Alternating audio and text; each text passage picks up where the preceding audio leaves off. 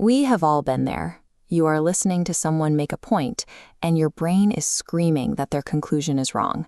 But when you open your mouth to push back, the specific reason for that failure hovers just out of reach.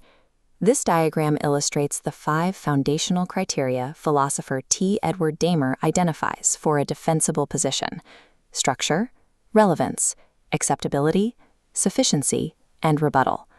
When an argument fails to meet even one of these pillars, it collapses.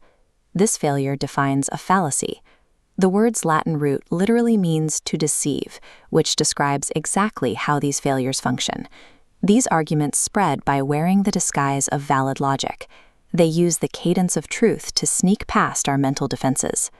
Defending against these conversational illusions is possible without a degree in logic or a dictionary of ancient Latin terms. Practical methods for stripping away camouflage make these invisible structural flaws entirely visible. The technique known as the self-destructive argument works by clearing conversational clutter, so an argument's own internal contradictions are exposed. This animation shows the process of translating a claim into standard form.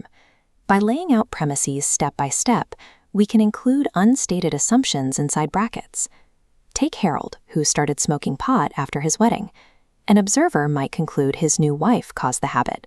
Converting this to standard form reveals the assumption required for that conclusion, the belief that because one event precedes another, it must be the cause. Once that hidden premise is stated plainly, it becomes difficult to defend. Temporal order does not establish causality, otherwise putting on shoes would be the cause of the rain. This is a portrait of Johannes Brahms.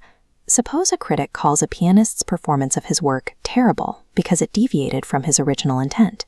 Standardizing this argument exposes a highly questionable premise, that artistic interpretations are only valid if they perfectly mimic history.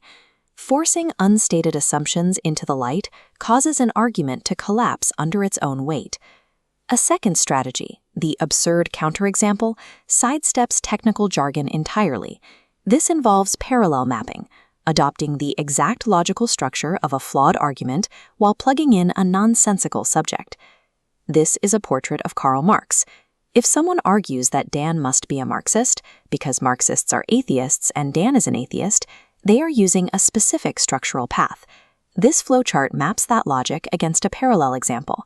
Library books are made of paper. A kite is made of paper. Therefore, a kite is a library book. Consider the fallacy of the continuum. Someone might claim that because there is no single minute where a fetus becomes human, it must be human from the moment of conception. This illustrates the counter-argument.